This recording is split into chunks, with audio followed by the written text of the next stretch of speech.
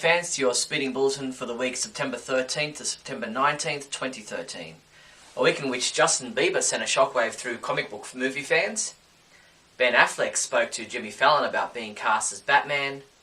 And Henry Cavill appeared on Sesame Street with Elmo. Let's jump in and take a closer look at these stories and more. In movie news, Justin Bieber set the internet ablaze when he posted a photo on Instagram of himself holding a copy of a script for what appeared to be the upcoming Batman vs Superman movie. He added the note Robin with question marks, with the image suggesting he may be auditioning for the role of Batman's sidekick, but it was obviously just a prank. Ben Affleck appeared as a special guest on the Late Night with Jimmy Fallon and spoke about being cast as Batman and how he was warned ahead of time about the inevitable backlash across the internet. Obviously, but I was like, I'm a big boy. You know what I mean? I don't need to... I could handle the Emmy snub. Yeah. I can handle anything. So, I'll let you borrow it. So I went on the... I said, just don't use the internet for a couple of days. And I said, I handle... I'm there you go. Yeah. So, I'm tough. Yeah, I'm very tough. Boston, so yeah. I saw the announcement. I look on this thing. I look down the first comment. Yeah. It's like, Ben Affleck's going to be Batman. The first one just goes, no! Meanwhile, Warner Brothers CEO Kevin Tsuchihara told investors this week that Ben Affleck's Batman will be tired and weary and seasoned and been doing it for a while. He also explained that Warner Brothers is banking on their DC Entertainment properties moving forward, with the majority of their films coming from the DC Entertainment properties. It also appears as though he has confirmed that the title of the upcoming Superman-Batman movie will indeed be Batman vs Superman. Now in its third week in Japan, Man of Steel has to date taken in over $8 million US at the box office from August 30th to September 15th. Meanwhile, over in China, merchandise and product tie-ins continue to appear on shelves, with Superman adorning the product label on a local brand of iced tea. Warner Brothers Home Video has announced a couple of new Superman movie collections to be released on DVD later this year. The double feature Superman 3, Superman 4 DVD set will be released on November 29th, while a Superman 5 film collection DVD set will hit shelves on December 10th. Pre-order both from our online store now. In TV news, Man of Steel star Henry Cavill appeared on the premiere episode of the 44th season of Sesame Street. Cavill appears in a Word on the Street segment alongside Elmo, the Three Little Pigs, and the Big Bad Wolf. He joins the crew to help teach kids the meaning of the word respect. While in LA shooting the sequence, Cavill couldn't leave without touching base with a fellow superhero from the Muppet team, Super Grover. In comic book news, the long-awaited saga that was hinted at months ago is almost upon us, with the Krypton Returns story set to take off within the pages of Action Comics Annual No. 2 on sale at the end of October. Following the events of the Psy War, Superman will be sucked into space by Oracle. A time tsunami will then pull him, Superboy and Supergirl onto their home planet, bringing them back to a place they thought they'd never see again.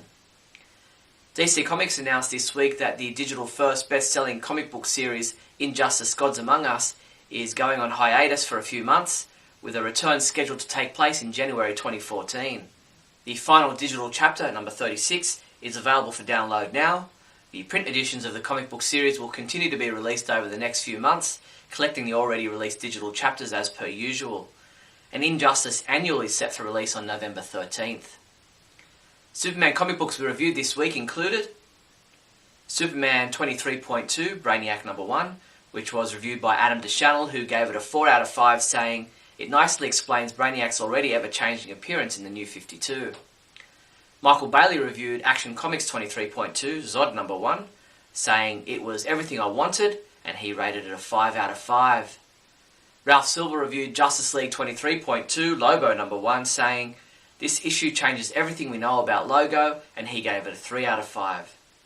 Smallville Season 11, Chapter 64 was reviewed by Mark Pritchard, who said, "The sum is worth less than its parts," and he rated this issue a 3 out of 5. Injustice: Gods Among Us Chapter 35 was reviewed by T.A. Hewitt, who gave it a 5 out of 5, saying, "The sweet revenge of it all is succulent." T.A. also reviewed Justice League Beyond 2.0 Chapter 3, giving it a 3 out of 5, saying, "It will be interesting to see how it all plays out." Superman comics available this week from September 18th include Adventures of Superman Chapter 21 digital comic has been available since September 16th. Injustice Gods Among Us Chapter 36 digital comic has been available since September 17th. Action Comics 23.3 Lex Luthor is available in a 3D cover as well. Justice League 23.3 Dial E is also available in a 3D cover. Superman 23.3 Hell is also available in a 3D cover. Teen Titans 23.2 Deathstroke, available in a 3D cover. Batman Beyond Universe number 2. And Smallville Season 11 Chapter 65 digital comic will be available September 20th. Check out this range of some of the latest in Superman and Supergirl clothing just released. Grab a Baby Boy's infant caped Clark Kent bib and booty set for just $12.99.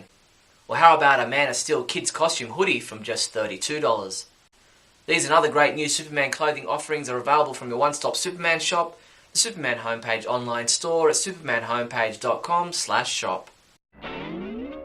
In other news, DC Entertainment announced their program of New York Comic Con panels, signings and announcements, and other events certain to excite fans of all ages, led by a wonderful display of 8 historic Superman costumes from the big and small screen in celebration of Superman's 75th anniversary.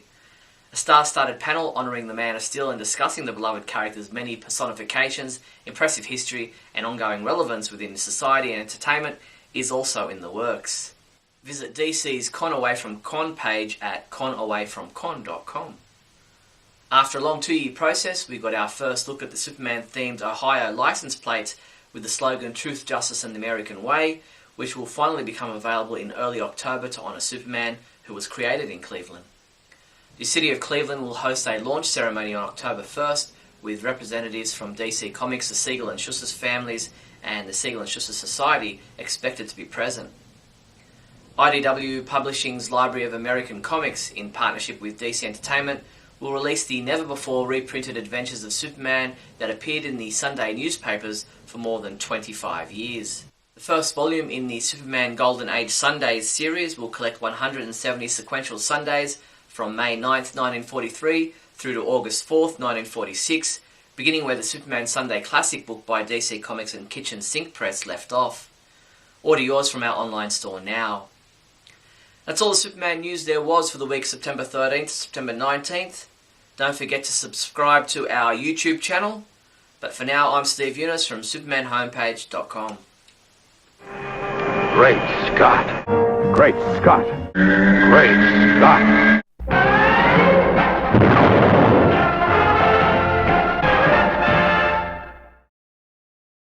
Yo, Kal-El, I didn't hear no bell.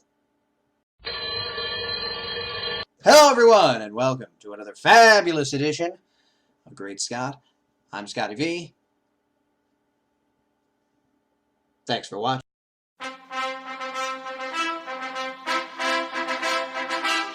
We've seen that the CEO of Warner Brothers has come out this week and announced that Warner Brothers will be releasing 12 to 14 films a year moving forward, and that the foundation, whatever that means, of that grouping of films will be movies from DC Entertainment.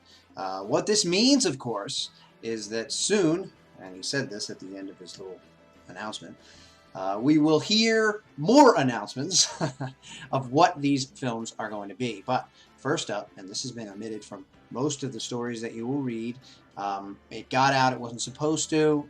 They're trying to wait till the right time, just like they're waiting for the right time to announce Bryan Cranston as Lex Luthor until after the series is over.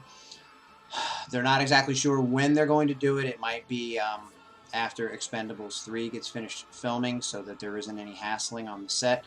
They feel like with the announcement of Ben Affleck playing Batman and all the rigor this has caused and the death threats and the calls to the president and the asks, people asking to have this revoked, to have Ben Affleck taken out of the movie.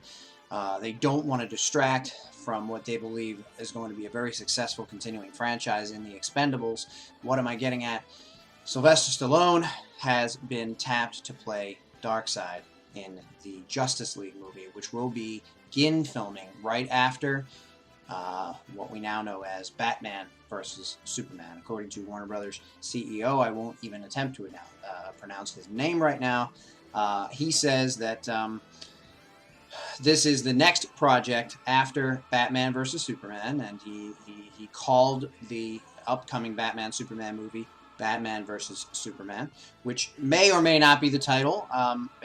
My understanding is they don't yet even have a finished script or a completed story idea. There are ideas floating around. They're working on the script. They're working on casting. They've got some things that they're going to do.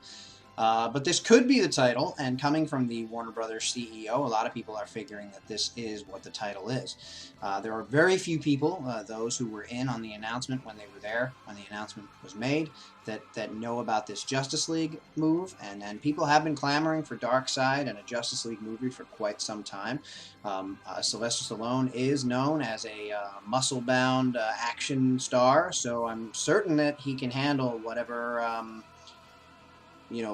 pumping out missions are required for this movie. I imagine that when this gets out, it will spark quite the controversy. Sylvester Stallone is a beloved American icon, but he's not always been known as the greatest actor in the world. Now, I will say this: when he wrote the script for Rocky, which was probably his most well-known piece of work, and he wrote it, a lot of people don't know that. He shopped it around to many, many studios, and everybody was interested. But what they weren't interested in was his contention that he must play Rocky. He wrote it for himself. He always intended to play the role, and when people turned him down to be the star, he walked out of the studio. And it wasn't until he found, I guess it was United Artists, toward the end of his process, that they agreed to let him play it. And of course, it won many awards. It was up for many others. And the film is a classic to this day. It's right up there with Godfather and Gone with the Wind and famous American movies that people cite over and over again. So, much like my contention that Ben Affleck could certainly do a great job as Batman and has the acting chops to do it, even though a lot of people are saying he doesn't. I think that those people haven't seen The Town and haven't seen Argo and aren't aware of his directing duties and aren't aware of how he's grown as he moves into his 40s. I think he'll be great. What I'm still concerned about is the movie. We don't know if it's Batman versus Superman, if it's Superman versus Batman. Does the versus mean they're actually going to duke it out?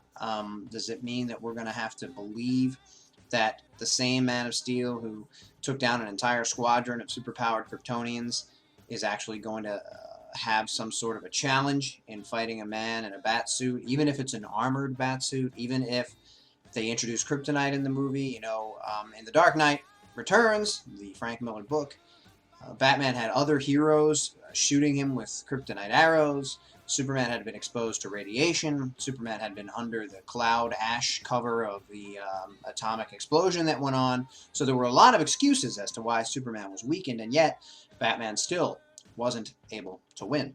So he faked his own death and all that jazz, and Superman was happy to find out at the end that it was a fake, and that it was the same old Bruce, and that his longtime friend who had become frenemy in this movie had survived. So we're still trying to, hash it out. We're still trying to guess. We're still rumor mongering. Lots of rumors jumping around. Everybody saying everything that they can say, coming up with all kinds of ways it could be. It could be an intellectual versus. It could be a morality versus. It could be, is this guy really a danger? Is there any way he could have limited the destruction? Is he the one we got to watch out for? And Batman on the sidelines, in the background, in the Batcave, checking it out. Investigating, not knowing what he's going to do if he finds out it is, but maybe then working with the government, or looking toward possibly working with the government to come up with a way to eliminate this threat should the Man of Steel actually become the threat that everybody would be worried about that he could be. We could also have a Lex Luthor or Bruce Wayne teaming up type of thing until the Man of Steel exposes or talks to Bruce Wayne or talks to Batman, and they find out that Lex Luthor is actually the threat, or something along those lines, in order to build Metropolis. They have money, they're two conglomerates coming together.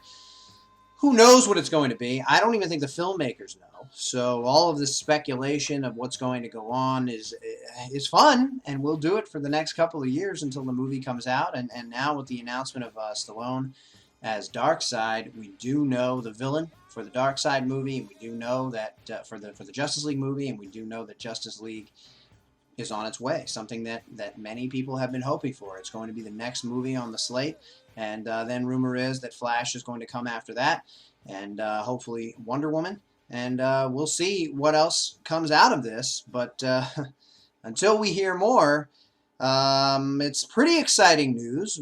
As we said, we know that now there's going to be an ongoing continuation of this movie universe created in Man of Steel, which even if we don't get a proper Man of Steel sequel right away, we at least know that the Man of Steel universe has set into motion this shared universe where now Batman's going to come, and now Justice League will come out of that with Darkseid and Sylvester Stallone as Darkseid. Who knows how that's going to go? But it's pretty exciting, and it is an official announcement that out of the 12 to 14, the foundation of that's going to be DC Films. So that seems to mean that at least the majority, if you broke it down percentage-wise, will be DC related. That could be 2 to 3, and then the rest will be other random properties. But since those 2 to 3 are related to DC Entertainment, that would still be the largest percentage coming out of the 12 to 14 being DC Entertainment related properties. So I mean, I'm pretty excited. I'm a little nervous about a number of things, but until next time, everybody, remember, you